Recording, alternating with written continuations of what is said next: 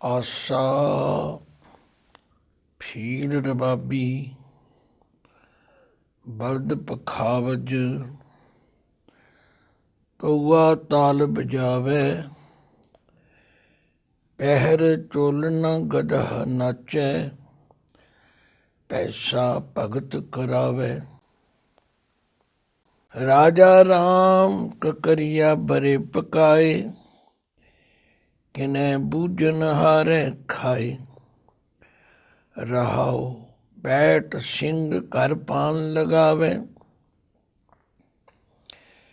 Keys ਗਲੋਰੇ ਲਿਆਵੇ ਕਰ ਕਰ ਮੁਸਰੀ ਮੰਗਲ ਗਾਵੇ ਕਛੂਆ ਸ਼ੰਖ ਬਜਾਵੇ। ਬੰਸ ਕੋ ਪੂਤ ਬਿਆਹਨ ਚਲਿਆ ਸੋਇਨੇ ਮੰਡਪ ਛਾਏ ਰੂਪ ਕੰਨਿਆ ਸੁੰਦਰ ਬੇਦੀ ਸਸੈ ਸਿੰਘ ਗੁਣ ਗਾਏ। ਕਹਿਤ ਕਬੀਰ ਸੁਨੋ ਰੇ ਸੰਤੋ ਕੀਟੀ ਪਰਬਤ ਖਾਇਆ ਕਛੂਆ ਕਹਿ ਅੰਗਾਰ ਭੇਲੋਰੋਂ ਲੂਕੀ ਸ਼ਬਦ ਸੁਨਾਇਆ। ਵਾਹਿਗੁਰੂ ਜੀ ਕਾ ਖਾਲਸਾ ਵਾਹਿਗੁਰੂ ਜੀ ਕੀ ਫਤਿਹ। ਪਰਮ ਸਤਿਕਾਰਯੋਗ ਸਤਿਗੁਰਾਂ ਦੀ ਸਾਜੀ ਨਵਾਜੀ ਸਾਧ ਸੰਗਤ ਜੀਓ, ਭਗਤ ਕਬੀਰ ਜੀ ਦੇ ਮੁਖਾਰਬਿੰਦ ਤੋਂ ਉਚਾਰਨ ਕੀਤਾ ਹੋਇਆ ਇਹ ਸ਼ਬਦ ਜਿਸ ਦਾ ਪਾਠ ਆਪ ਜੀ ਨੇ ਸੁਣਿਆ। ਮੈਂ ਸ਼ਬਦ ਦੀ ਵਿਚਾਰ ਸ਼ੁਰੂ ਕਰਨ ਤੋਂ ਪਹਿਲਾਂ ਸੰਗਤ ਸਰੋਤਿਆਂ ਪ੍ਰੇਮੀਆਂ ਦੀ ਜਾਣਕਾਰੀ ਹਿੱਤ ਬੇਨਤੀ ਕਰਨੀ ਚਾਹੁੰਦਾ ਹਾਂ। ਪਾਠ ਤੇ ਸਭ ਕਰ ਰਹੇ ਨੇ, ਕੀਰਤਨ ਤੇ ਸਭ ਕਰ ਰਹੇ ਨੇ, ਪਰ ਵਿਰਲੇ ਹਨ ਜਿਹੜੇ ਬਾਣੀ ਦੀ ਵਿਚਾਰ ਕਰਦੇ। ਹੁਣ ਜਿਵੇਂ ਇਹ ਸ਼ਬਦ ਦਾ ਪਾਠ ਤੁਸੀਂ ਸੁਣ ਲਿਆ, ਪਰ ਮੈਨੂੰ ਇਹ ਪੂਰਨ ਵਿਸ਼ਵਾਸ ਹੈ ਕਿ ਬੜੇ ਘੱਟ ਪ੍ਰੇਮੀ ਹੋਣਗੇ ਜਿਨ੍ਹਾਂ ਨੂੰ ਪਾਠ ਕਰਨ ਦੇ ਨਾਲ ਇਹਦੀ ਸਮਝ ਵੀ ਆਈ ਹੋਵੇ। ਕਿਉਂਕਿ ਗੱਲ ਇਹ ਹੈ, ਭਗਤ ਜੀ ਨੇ ਕਿਹਾ ਕਹਿਬੇ ਕੋ ਸ਼ੋਭਾ ਨਹੀਂ ਦੇਖਾ ਹੀ ਪਰਵਾਨ। ਇਹ ਇੱਕ ਬਹੁਤ ਵੱਡੀ ਤਬਦੀਲੀ ਹੈ, ਜਿਹੜੀ ਤਬਦੀਲੀ ਸਿਮਰਨ ਕਰਨ ਵਾਲੇ ਦੇ ਵਿੱਚ ਕੁਦਰਤੀ ਤੌਰ ਤੇ ਆਉਂਦੀ। ਪਰ ਸਾਡੇ ਵਰਗੇ ਟੁੱਟਿਆਂ ਹੋਇਆਂ ਨੂੰ, ਭੁੱਲਿਆਂ ਹੋਇਆਂ ਨੂੰ ਪ੍ਰੇਰਨ ਵਾਸਤੇ ਭਗਤ ਜੀ ਨੇ ਇਸ ਸ਼ਬਦ ਵਿੱਚ ਉਹਨਾਂ ਤਬਦੀਲੀਆਂ ਦਾ ਜ਼ਿਕਰ ਕੀਤਾ, ਕਿਉਂਕਿ ਬੰਦੇ ਵਿੱਚ ਕਈ ਕਮਜ਼ੋਰੀਆਂ ਹਨ, ਜਿਨ੍ਹਾਂ ਵਿੱਚ ਆਲਸ ਵੀ ਹੈ, ਅਮੋੜਪੁਣਾ ਵੀ ਹੈ, ਕ੍ਰੋਧ ਵੀ ਹੈ, ਕਈ ਤਰ੍ਹਾਂ ਦੀਆਂ ਕਮਜ਼ੋਰੀਆਂ ਹਨ। ਭਗਤ ਕਬੀਰ ਜੀ ਕਹਿੰਦੇ ਨੇ ਜਦੋਂ ਸਿਮਰਨ ਵਾਲੇ ਪਾਸੇ ਲੱਗਿਆ ਤਾਂ ਇਹ ਤਬਦੀਲੀਆਂ ਆਈਆਂ ਹਨ। ਉਹਨਾਂ ਤਬਦੀਲੀਆਂ ਨੂੰ ਸਮਝਾਉਣ ਦਾ ਤਰੀਕਾ ਜਿਹੜਾ ਉਹ ਭਗਤ ਕਬੀਰ ਜੀ ਦਾ ਬੜਾ ਕਮਾਲ ਦਾ। ਜਿਵੇਂ ਕਿ ਹਾਥੀ ਹੈ, ਉਹਦਾ ਸੁਭਾਅ ਹੰਕਾਰ ਹੈ। ਬੈਲ ਹੈ, ਉਹਦਾ ਸੁਭਾਅ ਆਲਸੀ ਹੈ। ਖੋਤਾ ਹੈ, ਉਹਦਾ ਸੁਭਾਅ ਬੜਾ ਚੰਚਲ ਹੈ। ਔਰ ਇਸੇ ਤਰ੍ਹਾਂ ਕਾਮ ਆਦਿਕ ਦਾ ਪ੍ਰਭਾਵ, ਅਮੋੜਪੁਣਾ, ਇਹ ਵਿਕਾਰ ਸਾਡੇ ਸਾਰਿਆਂ ਤੇ ਚੰਬੜਿਆ ਹੋਇਆ। ਸੁਭਾਅ ਬਦਲਣ ਤੋਂ ਪਹਿਲਾਂ ਮਨ ਦੀਆਂ ਇਹ ਆਦਤਾਂ ਹਨ। ਹੰਕਾਰੀ ਵੀ ਹੈ, ਆਲਸੀ ਵੀ ਹੈ, ਚਤੁਰਾਈ ਵੀ ਕਰਦਾ ਹੈ ਤੇ ਵਿਕਾਰੀ ਵੀ ਹੈ, ਤੇ ਇਹਦੇ ਵਿੱਚ ਅਮੋੜਪੁਣਾ ਵੀ ਹੈ। ਪਰ ਜਦੋਂ ਅੰਦਰ ਰਸ ਆਉਂਦਾ ਹੈ, ਪ੍ਰੇਮ ਵਿੱਚ ਭਿੱਜ ਕੇ ਮਨ ਇਸ ਤਬਦੀਲੀ ਦਾ ਧਾਰਨੀ ਹੁੰਦਾ ਹੈ। ਤੋ ਭਗਤ ਕਬੀਰ ਜੀ ਨੇ ਇਹ ਸ਼ਬਦ ਦੀ ਰਹਾਉ ਦੀ ਪੰਕਤੀ ਵਿੱਚ ਸਮਝਾਇਆ। ਰਾਜਾ ਰਾਮ ਕਕਰੀ ਆਂਬਰੇ ਪਕਾਏ। ਹੁਣ ਕਈ ਵਿਦਵਾਨਾਂ ਨੇ ਇਹਨੂੰ ਕਕਰੀਆ ਲਿਖਿਆ ਹੈ, ਤੇ ਕਕਰੀਆ ਦੇ ਅਰਥ ਕੱਕਰ ਬਰਫ਼ ਕਰ ਦਿੱਤੇ।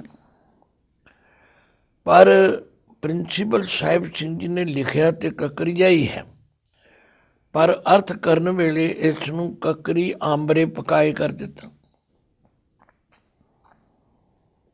ਅੱਕ ਦੀਆਂ ਖਖੜੀਆਂ, ਜਿਹਨੂੰ ਕਕੜੀਆਂ ਵੀ ਕਹਿ ਦਿੰਦੇ ਨੇ, ਦੂਰੋਂ ਦੇਖਣ ਨੂੰ ਅੰਬ ਵਰਗੀਆਂ ਲੱਗਦੀਆਂ, ਕਿਉਂਕਿ ਉਹਨਾਂ ਦੀ ਸ਼ੇਪ ਸ਼ਕਲ ਅੰਬ ਵਰਗੀ, ਪਰ ਹੈ ਉਹ ਜ਼ਹਿਰ ਵਰਗੀਆਂ ਕੌੜੀਆਂ। ਭਗਤ ਜੀ ਕਹਿੰਦੇ ਨੇ ਜਦੋਂ ਦਾ ਸਿਮਰਨ ਵਾਲੇ ਪਾਸੇ ਲੱਗਿਆ, ਇਹ ਇੱਕ ਅਚੰਭੇ ਵਾਲੀ ਤਬਦੀਲੀ ਆਈ ਹੈ। ਰਾਜਾ ਰਾਮ ਕਕਰੀ ਆਂਬਰੇ ਪਕਾਏ। ਹੁਣ ਇਹ ਪਾਠ ਤੁਸੀਂ ਧਿਆਨ ਨਾਲ ਸਮਝ ਕੇ ਕਰਨਾ। ਲਿਖਣ ਵਿੱਚ ਕਕਰੀਆ ਲਿਖਿਆ ਹੈ, ਅਰਥ ਕਰਨ ਵਿੱਚ ਆਂਬਰੇ ਕੀਤਾ ਹੈ, ਕਿਉਂਕਿ ਬਰੇ ਵੱਖਰੇ ਕਰੀਏ ਤੇ ਉਲਝਣ ਪੈਦਾ ਹੁੰਦੀ। ਤੋ ਇਸ ਲਈ ਰਾਜਾ ਰਾਮ ਕਕਰੀ ਆਂਬਰੇ ਪਕਾਏ।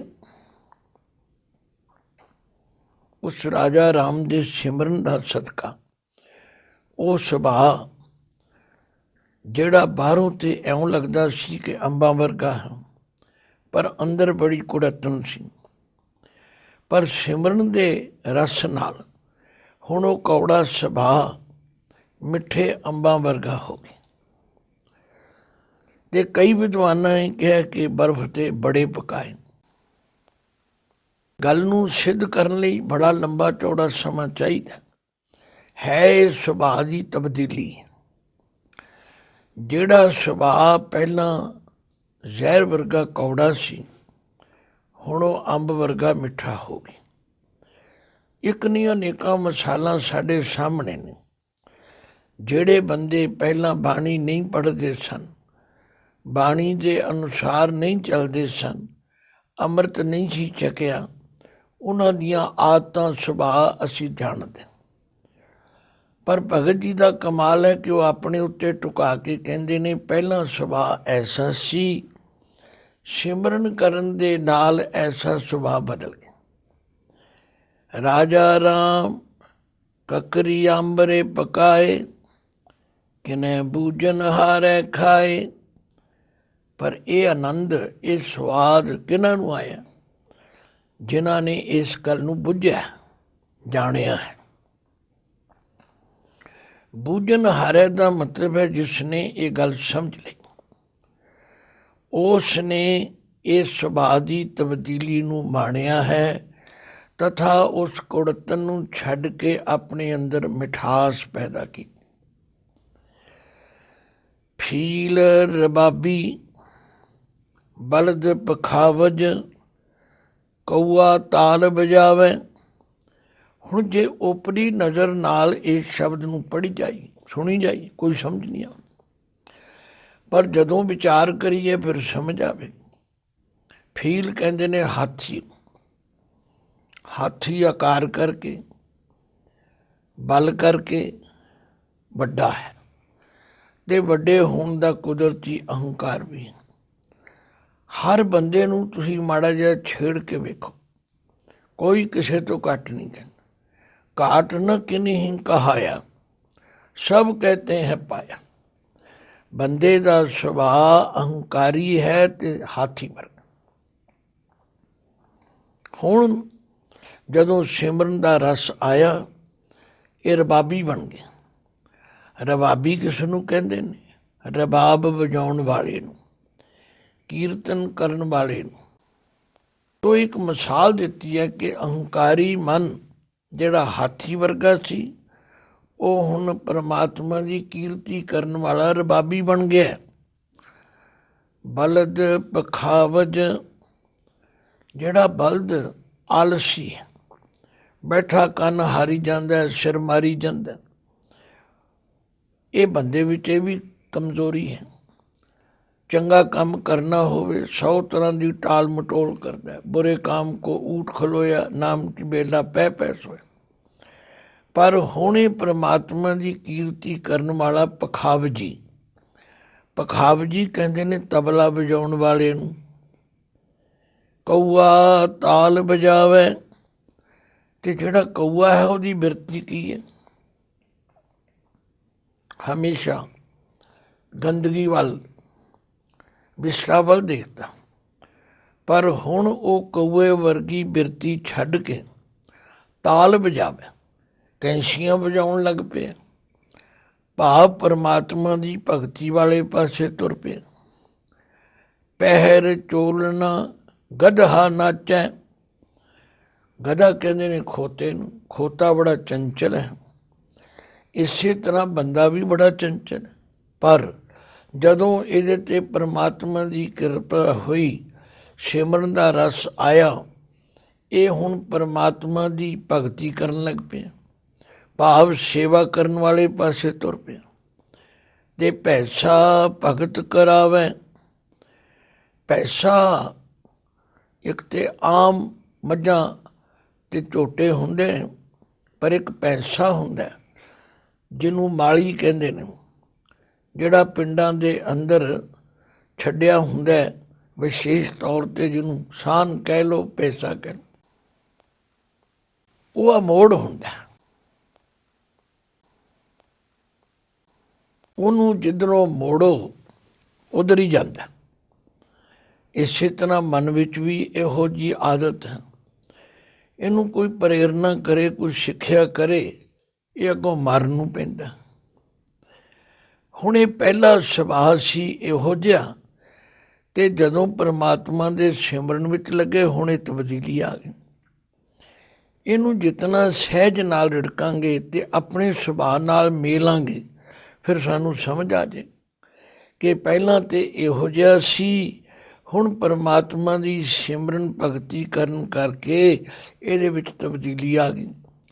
ਫੀਲ ਰਬਾਬੀ ਬਲਦ ਪਖਾਵਜ, ਕਊਆ ਤਾਲ ਬਜਾਵੇ। ਪਹਿਰ ਚੋਲਣਾ ਗਧਾ ਨਾਚੈ, ਪੈਸਾ ਭਗਤ ਕਰਾਵੇ। ਹੁਣ ਭਗਤ ਦੇ ਤੱਤੇ ਨੂੰ ਸਿਆਰੀ ਹੈ। ਜਿਹੜਾ ਭਗਤੀ ਕਰਨ ਲੱਗ ਪਿਆ, ਹੁਣ ਇਹਦਾ ਅਮੋੜਪੁਣਾ ਮੁੱਕ ਗਿਆ। ਬਾਰ-ਬਾਰ ਇਹਨੂੰ ਸਮਝਣਾ ਪਵੇਗਾ। ਅਹੰਕਾਰੀ ਮਨ ਪਰਮਾਤਮਾ ਦੀ ਕੀਰਤੀ ਕਰਨ ਲੱਗ ਪਿਆ। ਆਲਸੀ ਮਨ ਹੁਣ ਉਦਮੀ ਬਣ ਗਿਆ। ਭੈੜੇ ਪਾਸੇ ਜਾਣ ਵਾਲਾ ਮਨ ਕਊਏ ਦੀ ਬਿਰਤੀ ਤਿਆਗ ਕੇ ਹੁਣ ਪਰਮਾਤਮਾ ਦੀ ਕੀਰਤੀ ਕਰਨ ਲੱਗ ਪਿਆ। ਤੇ ਉਹ ਛੜੰਗੇ ਮਾਰਨ ਵਾਲਾ ਖੋਤਾ ਮਨ ਹੁਣ ਭਗਤੀ ਕਰਨ ਲੱਗ ਪਿਆ। ਤੇ ਉਹ ਅਮੋੜ ਮਨ ਜਿਹੜਾ ਚੰਗੇ ਪਾਸੇ ਲੱਗਣ ਲਈ ਤਿਆਰ ਨਹੀਂ ਸੀ, ਉਹ ਹੁਣ ਭਗਤੀ ਕਰਨ ਵਾਲੇ ਪਾਸੇ ਤੁਰ ਪਿਆ। ਰਾਜਾ ਰਾਮ, ਇਹ ਮੇਰੇ ਉਸ ਰਾਮ ਦੀ ਕਿਰਪਾ ਹੈ, ਉਹ ਸੋਹਣੇ ਰਾਮ ਦੀ, ਜੋ ਸਭ ਜਗ੍ਹਾ 'ਤੇ ਜਿਹਦਾ ਹੁਕਮ ਚੱਲਦਾ। ਉਸ ਨੇ ਏਡੀ ਵੱਡੀ ਤਬਦੀਲੀ ਲਿਆਂਦੀ ਕਿ ਜਿਹੜਾ ਸੁਭਾਅ ਦਿਖਾਵੇ ਵਿੱਚ ਤੇ ਅੰਬਾਂ ਵਰਗਾ ਸੀ, ਪਰ ਅੰਦਰੋਂ ਜ਼ਹਿਰ ਵਰਗਾ ਕੌੜਾ ਸੀ, ਹੁਣ ਉਹ ਅੰਬਾਂ ਵਰਗਾ ਮਿੱਠਾ ਬਣ ਗਿਆ। ਪਰ ਕਿਨੇ ਬੂਝਣ ਹਾਰੇ ਖਾਏ। ਕਿਸੇ ਬੂਝਣ ਹਾਰੇ, ਕਿਸੇ ਸਮਝਦਾਰ ਨੇ, ਕਿਸੇ ਵਿਚਾਰਵਾਨ ਨੇ ਇਹਨਾਂ ਫਲਾਂ ਨੂੰ ਖਾਧਾ ਹੈ ਤਥਾ ਇਹਦਾ ਆਨੰਦ ਮਾਣਿਆ ਹੈ। ਬੈਠ ਸਿੰਘ ਘਰ ਪਾਨ ਲਗਾਵੇ। ਹੁਣ ਇੱਕ ਵਿਆਹ ਦਾ ਨਕਸ਼ਾ ਖਿੱਚ ਕੇ ਸਮਝਾਉਂਦੇ ਨੇ। ਕਹਿੰਦੇ ਨੇ ਉਹ ਮਨ ਜਿਹੜਾ ਨਿਰਦੈਤਾ ਦਾ ਮਾਲਕ ਸੀ, ਸ਼ੇਰ ਦਾ ਸੁਭਾਅ ਹੁੰਦਾ, ਦੂਜੇ ਜਾਨਵਰਾਂ ਨੂੰ, ਕਮਜ਼ੋਰਾਂ ਨੂੰ ਮਾਰ ਕੇ ਖਾਣਾ, ਪਰ ਹੁਣ ਇਹ ਘਰ ਵਿੱਚ ਬੈਠ ਕੇ ਸਿਮਰਨ ਕਰਦਾ ਤਥਾ ਦੂਜਿਆਂ ਦੀ ਸੇਵਾ ਕਰਦਾ। ਹੁਣ ਉਹ ਨਿਰਦੈਤਾ ਵਾਲਾ ਸੁਭਾਅ ਇਹਦਾ ਬਦਲ ਗਿਆ। ਬੈਠ ਸਿੰਘ ਘਰ ਪਾਨ ਲਗਾਵੇ। ਹੁਣ ਇਹਨੂੰ ਗਲਤ ਪਾਸੇ ਨਹੀਂ ਲੈਣਾ, ਲਓ ਜੀ ਬਾਣੀ 'ਚ ਪਾਨ ਲਿਖਿਆ ਹੈ, ਪਾਨ ਖਾਣਾ ਚਾਹੀਦਾ, ਲੋਕ ਇੱਧਰ ਤੁਰ ਪੈਂਦੇ। ਨਹੀਂ, ਇਹ ਸਿਰਫ ਇੱਕ ਅਲੰਕਾਰ ਹੈ, ਇੱਕ ਸਮਝਾਉਣ ਦਾ ਤਰੀਕਾ ਹੈ। ਕਿਉਂਕਿ ਭਗਤ ਜੀ ਤੇ ਯੂਪੀ ਵਿੱਚ ਰਹਿੰਦੇ ਨੇ, ਉੱਥੇ ਦੇ ਲੋਕ ਪਾਨ ਖਾਂਦੇ ਹਨ, ਪਾਨ ਦੀ ਵਰਤੋਂ ਹੁੰਦੀ ਹੈ, ਤੇ ਹਰ ਘਰ ਵਿੱਚ ਆਏ ਬਰਾਤੀ ਨੂੰ ਪਾਨ ਦਿੱਤਾ ਜਾਂਦਾ। ਇੱਥੇ ਭਾਵ ਹੈ ਸੇਵਾ ਕਰਨ ਤੋਂ। ਬੈਠ ਸਿੰਘ ਘਰ ਪਾਨ ਲਗਾਵੇ। ਹੁਣ ਉਹ ਸ਼ੇਰ ਵਰਗੀ ਨਿਰਦੈਤਾ ਰੱਖਣ ਵਾਲਾ ਜਿਹੜਾ ਮਨ ਹੈ ਉਹ ਸੇਵਾ ਕਰਨ ਵਾਲੇ ਪਾਸੇ ਤੁਰ ਪਿਆ। ਕੀਸ ਗਲੌਰੇ ਲਿਆਵੇ, ਜਦੋਂ ਪਾਨ ਨੂੰ ਵਲੇਟ ਲਿਆ ਜਾਂਦਾ ਹੈ ਤੇ ਉਹਨੂੰ ਗਲੌਰਾ ਕਿਹਾ ਜਾਂਦਾ। ਕੀਸ ਇੱਕ ਐਸਾ ਜਾਨਵਰ ਹੈ ਜਿਹੜਾ ਚੂਹੇ ਵਰਗਾ ਹੈ, ਪਰ ਇਹ ਚੂਹੇ ਦੀ ਸ਼ਕਲ ਤੋਂ ਥੋੜ੍ਹਾ ਜਿਹਾ ਵੱਖਰਾ ਹੈ। ਰੰਗ ਰੂਪ ਇਹਦਾ ਉਹੋ ਜਿਹਾ ਹੀ ਹੈ, ਪਰ ਇਹਦਾ ਮੂੰਹ ਥੋੜ੍ਹਾ ਜਿਹਾ ਲੰਬਾ ਹੁੰਦਾ। ਇਹ ਹੈ ਤ੍ਰਿਸ਼ਨਾ ਵਾਲੀ ਬਿਰਤੀ, ਜਿਹੜਾ ਆਪ ਹੀ ਕਦੇ ਨਹੀਂ ਸੀ ਰੱਜਦਾ। ਕਿੰਨੇ ਪਦਾਰਥ ਆ ਜਾਣ, ਕਹਿੰਦਾ ਹੋਰ ਲਿਆਓ ਹੋਰ ਲਿਆਓ, ਪਰ ਹੁਣ ਇਹ ਦੂਜਿਆਂ ਦੀ ਸੇਵਾ ਕਰਨ ਦੀ ਬਿਰਤੀ ਵੀ ਧਾਰਨ ਕਰਦਾ। ਬੈਠ ਸਿੰਘ ਘਰ ਪਾਨ ਲਗਾਵੇ, ਕੀਸ ਗਲੌਰੇ ਲਿਆਵੇ, ਘਰ ਘਰ ਮੁਸਰੀ ਮੰਗਲ ਗਾਵੇਂ। ਹੁਣ ਦੇਖੋ ਇੱਥੇ ਪਾਠ ਹੈ ਗਾਵੇਂ, ਜੇ ਇੱਕ ਦੀ ਗੱਲ ਹੋਵੇ ਤੇ ਗਾਵੇ, ਬਹੁਤਿਆਂ ਹੁਣ ਤੇ ਬਹੁਵਚਨ ਗਾਵੇਂ। ਘਰ ਘਰ ਮੁਸਰੀ, ਮੁਸਰੀ ਕਹਿੰਦੇ ਚੂਹੀਆਂ ਨੂੰ। ਇਹ ਜਿਹੜੀਆਂ ਸਾਡੀਆਂ 9 ਗੋਲਕਾਂ ਹਨ, ਇਹ ਅੱਖਾਂ ਹਨ, ਕੰਨ ਹਨ, ਨੱਕ ਦੀਆਂ ਮੋਰੀਆਂ ਹਨ, ਮੂੰਹ ਦੀ ਮੋਰੀ ਹੈ, ਲਿੰਗ ਗੁਦਾ, ਇਹ 9 ਗੋਲਕਾਂ ਹਨ। ਇਹ ਮਾਨੋ 9 ਚੂਹੀਆਂ ਰੂਪੀ ਇੰਦਰੀਆਂ। ਹੁਣ ਇਹ ਵੀ ਜੁੜ ਕੇ ਮੰਗਲ ਗਾਵੇਂ, ਉਸ ਪਰਮਾਤਮਾ ਦੇ ਗੁਣਾਂ ਨੂੰ ਗਾਉਂਦੀਆਂ ਨੇ। ਤਥਾ ਵਿਆਹ ਵਿੱਚ ਜਿਵੇਂ ਇਸਤਰੀਆਂ ਇਕੱਠੀਆਂ ਹੋ ਕੇ ਗੀਤ ਗਾਉਂਦੀਆਂ ਨੇ, ਇਸ ਤਰ੍ਹਾਂ ਇਹ ਵੀ ਰੱਬ ਦੀ ਭਗਤੀ ਵੱਲ ਲੱਗ ਪਈਆਂ। ਘਰ ਘਰ ਮੁਸਰੀ ਮੰਗਲ ਗਾਵੇਂ, ਕਛੂਆ ਸ਼ੰਖ ਵਜਾਵੇ। ਉਹ ਕਛੂਆ ਜਿਹੜਾ ਪਾਣੀ ਵਿੱਚ ਰਹਿਣ ਵਾਲਾ, ਜਿਹੜਾ ਹਰ ਵੇਲੇ ਸਤ ਸੰਗਤ ਵਿੱਚ ਜਾਣ ਤੋਂ ਸੰਕੋਚ ਕਰਦਾ। ਸੱਚਮੁੱਚ ਜਿਹੜੇ ਬੰਦੇ ਸੰਗਤ ਵਿੱਚ ਨਹੀਂ ਆਉਂਦੇ ਉਹ ਆਲਸੀ ਹੁੰਦੇ ਨੇ, ਦਲਿਦਰੀ ਹੁੰਦੇ ਨੇ।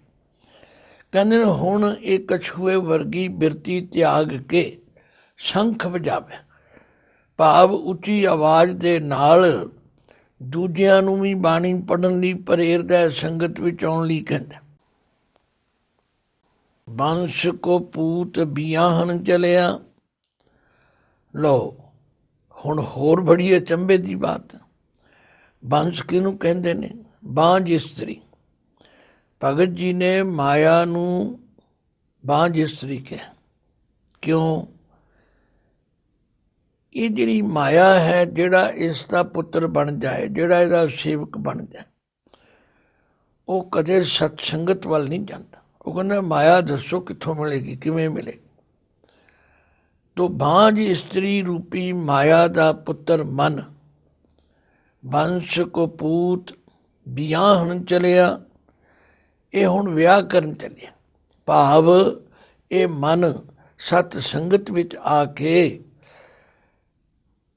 ਪਰਮਾਤਮਾ ਦੀ ਭਗਤੀ ਕਰਨ ਵਾਲੀ ਬਿਰਤੀ ਰੂਪੀ ਕੰਨਿਆ ਨੂੰ ਵਿਆਹੁਣ ਵਾਸਤੇ ਆਇਆ। ਸੋ ਇਹਨੇ ਮੰਡਪ ਛਾਏ। ਜਿਵੇਂ ਵਿਆਹ ਦੇ ਵਿੱਚ ਤਰ੍ਹਾਂ ਤਰ੍ਹਾਂ ਦੀਆਂ ਤਿਆਰੀਆਂ ਹੁੰਦੀਆਂ ਨੇ, ਔਰ ਉਹਨਾਂ ਤਿਆਰੀਆਂ ਵਿੱਚ ਬੜੇ ਮੰਡਪ ਬਣਾਏ ਜਾਂਦੇ ਨੇ, ਪੰਡਾਲ ਲਾਏ ਜਾਂਦੇ। ਕਹਿੰਦੇ ਸਤ ਸੰਗਤ ਦੇ ਵਿੱਚ ਜਾ ਕੇ ਹੁਣ ਇਹਦਾ ਸਾਰਾ ਕੁਝ ਬਦਲ ਗਿਆ ਤੇ ਰੂਪ ਕੰਨਿਆ ਸੁੰਦਰ ਬੇਦੀ। ਉਹ ਸੁੰਦਰ ਬਿਰਤੀ, ਸੁੰਦਰੀ, ਬੇਦੀ ਦਾ ਮਤਲਬ ਹੈ ਵਿਆਹੀ। ਜਿਹੜੀ ਉਹ ਬਿਰਤੀ ਜਿਹੜੀ ਕਿ ਕੰਨਿਆ ਦਾ ਮਤਲਬ ਹੈ ਕੁਆਰੀ, ਜਿਹੜੀ ਵਿਕਾਰਾਂ ਵਾਲੇ ਪਾਸੇ ਵਿੱਚ ਨਹੀਂ ਸੀ ਤੇ ਬੜੀ ਸੁੰਦਰਤਾ ਦੀ ਮਾਲਕ ਸੀ। ਹੁਣ ਇਸ ਮਨ ਨੇ ਉਹਦੇ ਨਾਲ ਸੰਬੰਧ ਜੋੜ ਲਿਆ ਹੈ। ਸਸੈ ਸਿੰਘ ਗੁਣ ਗਾਏ। ਸਸਾ ਵੀ ਇੱਕ ਜਾਨਵਰ ਹੈ, ਜਿਹਨੂੰ ਖਰਗੋਸ਼ ਵੀ ਕਹਿੰਦੇ ਨੇ, ਸਹਿਆ ਵੀ ਕਹਿੰਦੇ ਨੇ। ਉਹ ਬੜਾ ਡਰਪੋਕ ਹੈ। ਹੁਣ ਉਹਨੇ ਆਪਣਾ ਡਰਪੋਕ ਵਾਲਾ ਸੁਭਾਅ ਬਦਲ ਦਿੱਤਾ ਤੇ ਹੁਣ ਉਹ ਸ਼ੇਰ ਵਾਂਗੂ ਗੱਜਣ ਲੱਗ ਪਿਆ, ਭਾਵ ਪਰਮਾਤਮਾ ਦੀ ਕੀਰਤੀ ਕਰਨ ਲੱਗ ਪਿਆ।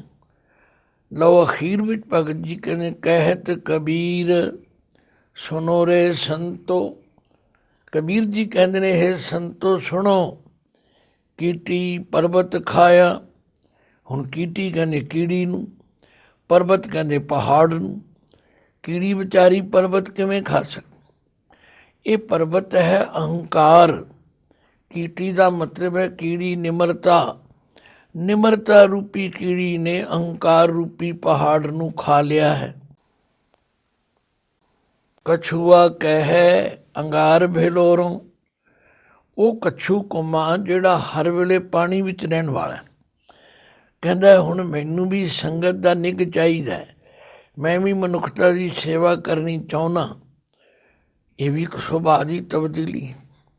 ते लूकी शब्द सुनाया, ये ਜਿਹੜਾ लूकी शब्द है ये कई इलाकों में इसनूं कुत्ती कहते, कईयां में गत्ती कहते हैं।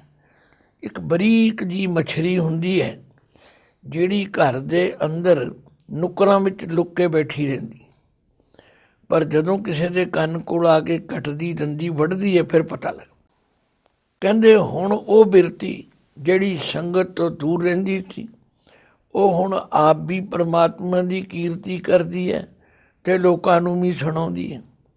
लो ये है तब्दीली जिसनूं भगत कबीर जी ने बड़े अलंकारक ढंग नाल सानू समझाया। कहत कबीर सुनो रे संतो, कीटी पर्वत खाया, कछुआ कह अंगार पेलोरों, लूकी शब्द सुनाया। वाहिगुरु जी का खालसा, वाहिगुरु जी की फतेह।